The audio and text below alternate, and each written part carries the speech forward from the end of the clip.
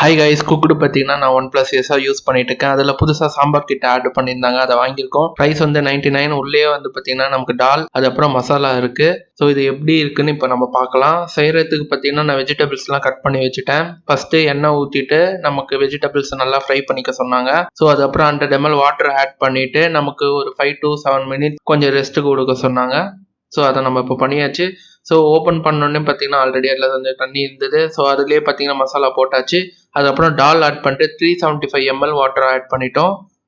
So இப்போ நம்ம தாளிப்புக்கு ரெடி பண்ணிடலாம். கருவேப்பிலை, அதுக்கப்புறம் கடுகு போட்டாச்சு. காஞ்ச மிளகா என்கிட்ட இல்லை. ஸோ ஃபைனலாக கொத்தமல்லி போட்டு இறக்கியாச்சு. ஸோ நம்ம ரைஸுக்கு இது சாப்பிட்லாம். இது பார்த்தீங்கன்னா லஞ்சு கிட்டு, டிஃபன் கிட்டுன்னு இன்னொன்று இருக்குது. ஸோ நான் உருளைக்கிழங்கும் ஃப்ரை பண்ணியிருந்தேன் சைட் டிஷ்ஷுக்கு. ஸோ சாம்பார் லுக் வைஸ் பார்த்தீங்கன்னா பர்ஃபெக்டாக இருந்தது. பட் டேஸ்ட் எனக்கு அந்தளவுக்கு பிடிக்கல. ஸோ நீங்கள் ட்ரை பண்ணியிருந்தீங்களா? உங்களுக்கு பிடிச்சிருந்ததா? கீழே கமெண்ட் செக்ஷன் சொல்லுங்கள். இது மாதிரி வீடியோஸ் நம்ம சேனலை சப்ஸ்கிரைப் பண்ணிக்கோங்க.